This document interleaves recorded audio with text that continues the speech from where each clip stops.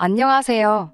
결혼을 목전에 두고 시댁 쪽과 의견이 맞질 않아 한동안 힘든 시간을 보내다가 얼마 전 파혼하게 된 20대 후반의 여자입니다. 결혼을 약속한 남자친구와는 연애를 해서 만났어요. 저보다 나이가 많아서 남자 쪽에서 결혼을 서두르게 되었습니다. 연애하면서 그렇게 큰 다툼도 문제도 없었고 저도 막연하게 이 사람과 언젠간 결혼을 할 수도 있겠다 하는 생각을 가지고 있던 터라 남자친구가 청혼을 해왔을 때 그렇게 크게 놀라지는 않았습니다. 다만 저는 청혼을 받을 때쯤엔 저에겐 결혼은 너무 이르다는 생각을 가지고 있었어요. 결혼을 고민하게 된 이유는 여러 가지가 있는데 가장 큰 문제였던 건 제가 취직한 지 얼마 되지 않아 모아놓은 돈이 많지 않다는 게 첫 번째 이유였고, 두 번째 이유는 제 위로 아직 결혼하지 않은 오빠가 2명이나 있다는 사실이었어요. 요즘이야 먼저 가는 사람이 가는 게 맞기는 하지만 평범한 집안인 저희 집에서 남자 2명을 장가 보내고 저까지 지원해주는 게 현실적으로 불가능하다는 생각이 들었거든요. 무슨 오지랖이었는지 오빠들 장가 가려면 돈이 꽤나 들 것 같아서 저는 개인적으로 결혼할 때 부모님에게 지원받는 걸 포기한 상황이었어요. 다행스럽게도 오랜 취직 준비 끝에 들어간 회사가 나름 업계에서도 알아주는 회사라서 연봉이 많은 편이었다는 거예요. 당장은 제가 모은 돈이 많지는 않지만 결혼을 잠시 미루고 제가 1년에서 2년 정도 아끼고 모으면 부모님 지원 없이도 상당히 많은 돈을 모을 수 있다는 계산이 있었거든요. 그래서 저에게 청혼해온 남자친구에게는 미안하지만 잠시 시간을 줄 수 있냐고 전하며 거절을 하게 되었습니다. 당연히 남자친구는 이유가 뭐냐고 물어왔어요. 이 사실을 숨겨야 할 이유도 딱히 없었기 때문에 솔직하게 제 생각을 말해줬습니다. 남자친구는 겨우 그런 게 걱정이었냐며 지원금 하나도 필요 없고 돈도 결혼 후에 모으면 되는 거니 그냥 몸만 와도 된다고 자신있게 말하더라고요. 그러면서 자기도 사실 그렇게 모아놓은 돈이 많은 편은 아니라는 사실을 밝혀왔습니다. 남자친구는 따로 회사에 다니지는 않은데 본인 말로는 나름 유명해서 찾는 클라이언트가 꽤 있는 프리랜서라고 했습니다.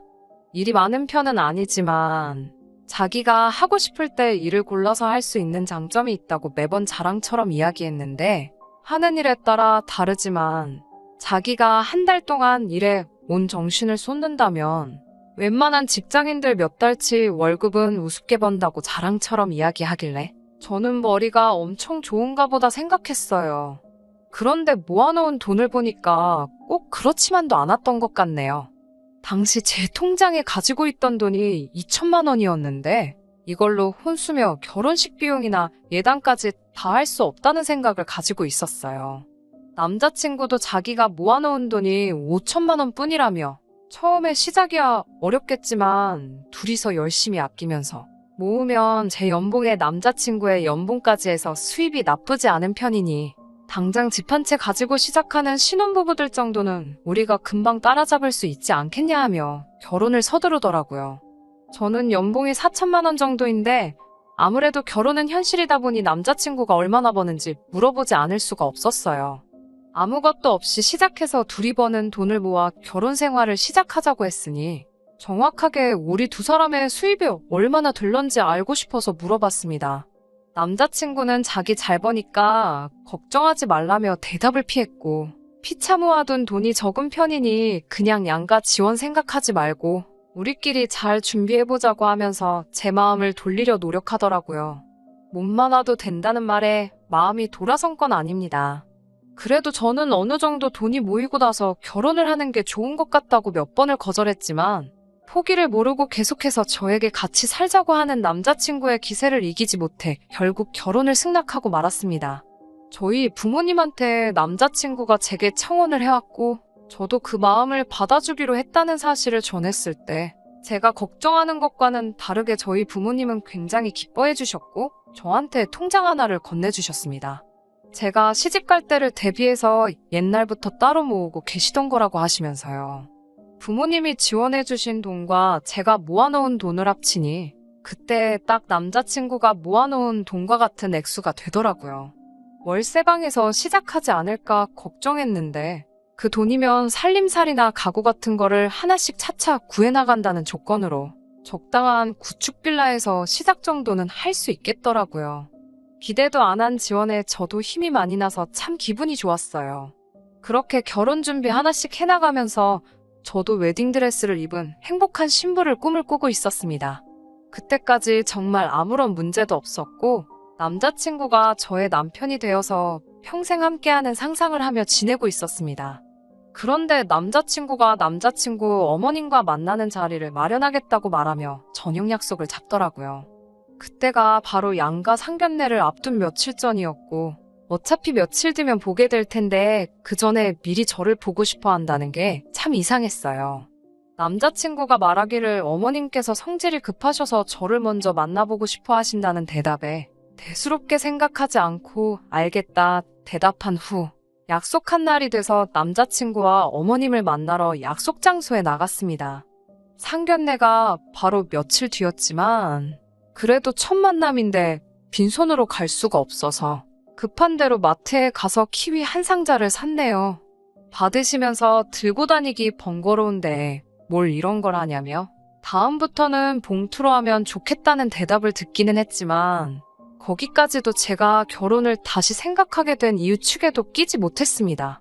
남자친구가 저에 대해서 자기 부모님께 따로 설명을 안 한 건지 소위들 말하는 호구조사가 시작되었습니다. 형제가 어떻게 되느냐, 부모님은 뭐 하시냐부터 제가 어느 회사를 다니는지, 거기서 월급을 얼마씩 받고 있는지 등등 개인적인 것들을 꼬치꼬치 물어보시더라고요. 저를 빨리 보고 싶어 한다 하시기에 가벼운 마음으로 나간 자리였는데 무슨 청문회를 하듯이 꼬리에 꼬리를 무는 질문 공세에 마음이 조금씩 불편해지고 있었습니다. 제 나이면 결혼을 생각할 나이일 텐데 모아놓은 돈이 적은 이유가 뭐냐고 물으시는 말에는 좀 더 좋은 기회를 찾아 취직 준비를 오래 하다 보니 일을 남들보다 늦게 시작했다고 솔직하게 대답했습니다. 입사한 지 얼마 되지는 않았지만 저는 나름 제 직장에 자부심도 있고 어디 가서 꿀리지 않는 스펙이라고 생각하는데 남자친구의 어머니는 여자가 직장 좋아서 뭐하냐고 어차피 애를 가지면 그만두고 집에서 애나 보게 될 텐데 하시면서 여태까지의 저의 노력을 후려치기 시작하시더라고요. 그러면서 여자가 너무 자기 직업에 자부심 느끼는 게 좋을 게 없다고 말하시면서 괜히 여자가 돈 잘 벌어봐야 남편 알기나 우습게 알지 않냐고 그냥 그 회사 들어가기 전에 시집갈 돈이나 모았으면 얼마나 좋냐고 하시더라고요. 솔직히 조금 충격적이었습니다. 다른 사람도 아니고 내 남편의 어머니, 그리고 얼마 뒤에는 저의 시어머니가 되실 분의 입에서 나올 만한 말이라고 생각되지 않았거든요. 남자친구는 그런 와중에도 저를 대신해 제 변호를 해주는 게 아니라 관심 없다는 듯 핸드폰만 만지작대고 있었고요. 곧바로 그 자리를 뒤집고 나오는 방법도 있었겠지만 저도 가만히 당할 수만은 없어서 한마디 했습니다. 남자친구, 그러니까 오빠도 모아놓은 돈이 별로 없지 않냐고.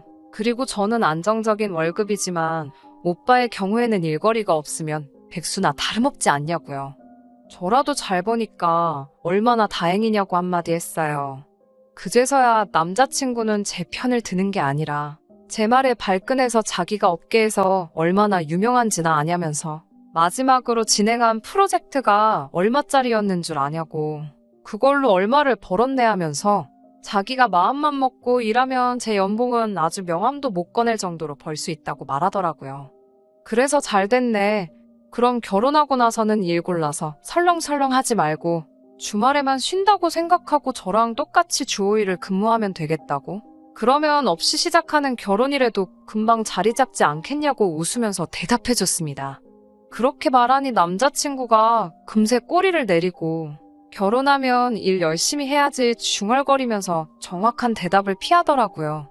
여태까지 저만 후려치고 계시다가 제가 남자친구를 무시하는 발언을 하니 가만히 있을 어머님이 아니셨지요. 저보고 말하는 것 좀 보라고 하면서 이래서 자기가 돈 잘 번다고 생각하는 여자들이 안 된다고 하시면서 여자는 남편 알기를 어려운 줄 알아야 한다고 결혼하고 나면 남편한테 하는 행동거지부터 가르쳐줘야겠다고 하시더라고요. 그리고 이 자리를 만든 본론을 꺼내시더군요. 저랑 남자친구가 결혼을 위해 1억을 모아놓은 걸 알고 있다고 하시면서 우리 아들이 엄마 생각해서 부모 도움 없이 결혼하기로 생각한 건 참 장하다고 생각하긴 하지만 어떻게 또 부모가 된 입장에서 아무런 도움도 주지 않겠냐고 하시며 신혼집 마련을 위해 1억을 해주시겠다 하시더라고요. 어머님의 의외의 발언에 기대도 한 적이 없는데 대뜸 그렇게 큰 돈을 지원해 주신다니 감사하다고 말씀드렸어요. 그랬더니 적어보라고 하면서 아까까지는 눈 땡그랗게 뜨고 따박따박 말대꾸를 하더니 돈 준다니까 곧바로 표정 바뀌는 거 보라며 깔깔대시더라고요. 그러면서 우리 아들 보고 주는 거지 저를 보고 주는 게 아니라고 강조하시면서 집 명의는 남자친구 명의로 하자고 하는 겁니다. 지원해주시는 돈을 합쳐서 남자 쪽이 더 큰 금액을 해오는 건 사실이지만 사실 그 돈까지 합쳐봐야 적당한 집 구하기는 하늘의 별 따기일 테고 적당한 집을 구하려면 이젠 분명히 대출을 끼고 들어가야 할 텐데 대출은 같이 갚아나가면서 명의는 남자친구의 명의로 해야 한다 강조하시니 조금 당황스러웠어요. 구차해 보이는 것 같아서 그렇게 하기는 싫었지만 무슨 이유로 명의를 꼭 남자친구 앞으로 해야 하나 되물었어요. 그러니 어머님은 나는 내 아들을 믿지만 너는 믿을 수가 없다고 하시면서 언제 봤다고 내가 그 돈을 너한테 아들하고 공동명의를 하게 두겠냐고. 공동명의는 결혼 후에 제가 아들한테 하는 거 봐서 우리들한테 점수 좀 따고 충분히 자격이 된다 싶으면 그때 가서 공동명의를 해주겠다고 하시는 거예요. 아직도 후회가 되는 건 그때 곧바로 대답하지 못하고 주저했다는 겁니다. 돈 몇 푼에 홀랑 넘어가서 해야 될 말도 못했다는 게 지금 생각해도 자존심이 너무 상해요. 며느리 자리가 자격증이 필요한 자리인 것 마냥 점수를 따야지 공동명의로 바꿔준다는 발언에 그때 말은 못했지만 정말 눈물이 핑 돌 정도로 자존감이 무너져 내렸어요. 아무튼 그렇게 할 말 다 하신 어머님은 먼저 자리에서 일어나셨고 저는 남자친구와 둘만 남아서 이야기를 더 나눴습니다. 얼마 전까지만 해도 우리 돈 많이 모으지 못한 게 뭐가 문제냐고 맨 땅에서 같이 시작하자고 몸만 와도 괜찮다며 낭만을 부르짖던 남자친구도 어머님이 지원해 주신다는 그 돈 몇 푼의 기고만장에서 아주 저를 아래로 깔아뭉개며 대하더라고요. 이제 집이 해결되었으니 한시름 놓았다. 결혼하고 나면 엄마한테 잘못해도 나한테 하는 거 봐서 몰래 공동명의로 올려주겠다는 자기 엄마 앞에서 정말 가루가 되도록 까이고 무시당한 저에게 용기를 주는 말이 아니라 우리 집에서 집 해주니까 너는 평생 우리 집에 은혜 갚으며 살아야 한다는 듯이 말하는 남자친구가 과연 제가 결혼하기로 정했던 그 사람인가 싶었어요.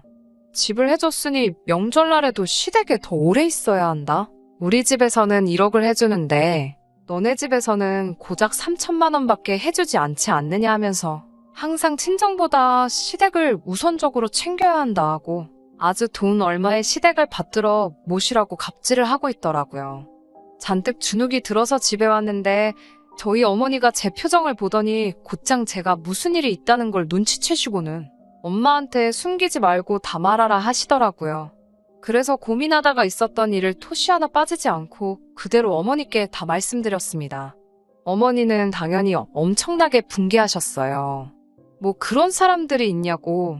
결혼 가지고 장사하려고 하는 거냐며 아무것도 없이 시작한다던 애들한테 돈 얼마 지원해줬다고. 집안끼리 벌써부터 우위를 정하려드냐며 어이없어 하시더라고요. 다 털어놓고 나니 어머니께서 같이 화를 내주셔도 그냥 제 기분을 위로해주는 거라는 생각밖에 들지 않고 너무 기분이 우울해서 그날은 그냥 일찍 잠에 들었습니다.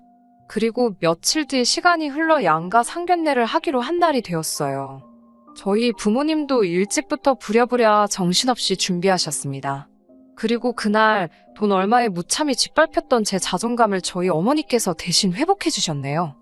상견례 장소에 도착하자마자 저희 부모님은 대뜸 남자친구 부모님을 향해 애들 집하라고 1억을 보태주시기로 하셨다고 들었다 말씀하시고는 우리 딸한테 우리가 4억을 지원해주기로 했다 하시더라고요.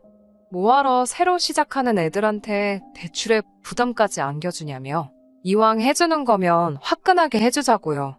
저는 깜짝 놀랐어요. 이미 지원을 해주셨는데 상상도 못한 액수를 가지고 또 지원해주신다고 하시니까요. 저희 어머니는 이어서 그 돈을 보탤 테니 애들 신혼집 명의는 당연히 우리 딸 이름으로 하는 게 맞는 거겠죠 하고 남자친구 어머니에게 물어보시더군요. 어머님은 살짝 당황하시더니 그제서야 우리도 돈을 내는데 공동명의를 하는 게 이치상 맞지 않겠냐고 하시더라고요. 저희 어머니는 어머님이 저에게 이렇게 준다 말하고 남자친구 명의로 집을 하라고 했으니 우리가 그 돈의 몇 배에 해당하는 돈을 가져왔는데 이제 와서 왜 말을 바꾸냐고 우리 딸 명의로 하는 게 뭐가 문제냐고 하시더군요. 공동명의가 하고 싶으면 같은 돈을 가져오시던지 전부 아드님 명의로 하고 싶으시면 저희가 준비한 돈의 배를 준비해오라고 하셨어요. 가만 보니 아드님이 살가운 성격은 아니라서 앞으로 처가의 점수 따기는 글른 것 같다고 예비사위가 처가에 얼마나 잘하는가 보고 공동명의로 해줄까 했는데 아무래도 그렇게는 안 될 것 같다고 하시면서요. 어머님이 인상 잔뜩 찌푸리며 대답도 못하고 계신 가운데 그제서야 저도 제 정신이 퍼뜩 들더라고요. 어머니는 저번에 있었던 일을 가지고 그냥 결혼을 반대하시는 것보다 제게 현실을 알려주고 싶으신 거였다는 것을요. 신혼집 가지고 시작하는 것과 아닌 것에 큰 차이가 있는 건 당연한 소리겠지만 돈 얼마를 빌미로 이미 결혼도 하기 전에 이렇게 해라 저렇게 해라 갑질하는 집안하고 엮여봐야 뭐 좋을 게 있냐는 걸 직접 보여주시려던 것이죠.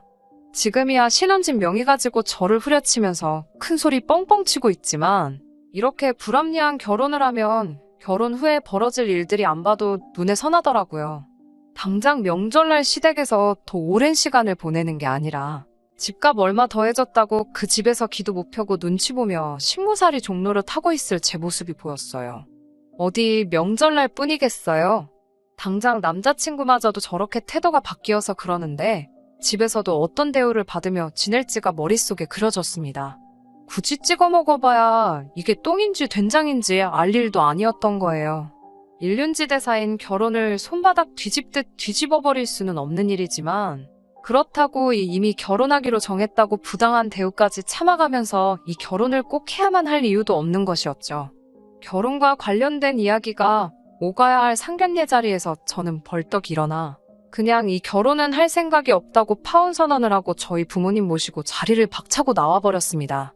아무리 내로남불이라지만 지원금을 이유로 제가 후려침을 당하는 건 당연한 거고 이제 와서 저희 쪽에서 결혼을 위해 큰 돈을 준비했다고 하니 그제서야 부랴부랴 태도를 바꿔버리며 쩔쩔매는 모습에 더는 길게 생각할 이유조차 없었어요. 집에 돌아와서는 어머니한테 그런 큰 돈이 어디서 났냐고 물어봤어요. 그 돈은 저희 부모님 노후자금에 오빠들 결혼할 때를 대비해 모은 돈까지 다 합친 거라고 하셨습니다. 그리고 오빠들도 옆에서 자기들이 여태껏 모은 돈도 보탠 거라고 하네요. 돈으로 갑질하려는 남자 쪽의 본때를 보여주라고요. 오빠들까지 나서서 고민하지 않고 저를 위해 그렇게 돈을 모았다는 사실이 참 감동적이었어요. 그나저나 만약에 제가 그 돈을 그냥 받고 결혼을 진행했으면 어쩔 뻔했냐고 물어봤지요. 그러자 부모님도 오빠들도 하나같이 하는 말이 그 돈 가지고 둘도 없는 가족인 제가 행복하게 살 수만 있다면 돈이야 또 벌면 되는 거고 모으면 되는 거지 아깝지 않았을 거라고 하더라고요. 그 말을 들으니 가차없이 파혼 선언하고 돌아온 제가 다 자랑스럽게 느껴졌습니다. 어머니도 이어서 어디 돈 얼마 가지고 유세 부리면서 사람 우습게 아는 집구석하고는 잘 헤어졌다고 저보고 좋은 결정 내린 거라며 이번 일로 상처받지 않았으면 좋겠다고 저를 위로해 주셨습니다. 앞으로 제가 앞날이 창창하니 그 기간 동안 준비 잘해서 저의 배경이나 조건이 아니라 저를 진정으로 아껴주고 사랑해 줄 수 있는 사람을 만나면 좋겠다고 하시더라고요. 큰 돈을 봐서인지 아니면 그 돈 앞에 제정신을 차린 건지 파혼 선언을 한 이후로 남자친구에게서는 몇 번씩 연락이 왔어요. 저한테 미안하다고 우리 다시 잘 시작해보면 안 되냐고 하면서요. 그렇게 오래 만나온 사람인데도 마음조차 흔들리지 않더라고요. 양가 부모님 지원 없이 처음에 말한 대로 다시 시작할 생각이 있냐고 한번 떠봤습니다. 남자친구는 이런 저의 질문을 전혀 예상도 못했다는 듯이 더 쉬운 길이 있는데 뭐하러 힘든 길을 가려 하냐고 저희 부모님 지원금으로 신혼집 구하고 집도 제 명의로 하라고 하면서 저에게 다 맞춰주겠다 하더라고요. 일단 결혼부터 하고 보자는 그 태도를 보니 더는 이 사람에게 미련 가질 이유도 못 느끼겠어서 그냥 여기까지만 하자고 어머님 말하는 대로 다 따르는 그런 사람 만나서 결혼하라고 말하고 전화를 끊어버렸습니다. 제가 단호하게 연락을 끊어버리고 그 뒤로 걸려오는 전화도 싹 다 무시해버리니 그 뒤로부터는 저한테 연락도 안 오더라고요. 이번에 사람의 본성이 쉽게 바뀌지 않는 걸 배운 것 같아요. 어머니가 해주신 말씀처럼 저의 조건이나 배경이 아닌 진짜 제 자신을 아껴줄 사람을 만났으면 좋겠습니다. 끝까지 들어주셔서 감사합니다. 오늘의 사연은 여기까지입니다. 구독과 좋아요, 알람 설정 부탁드리고 더 좋은 사연으로 다시 찾아뵙겠습니다. 감사합니다.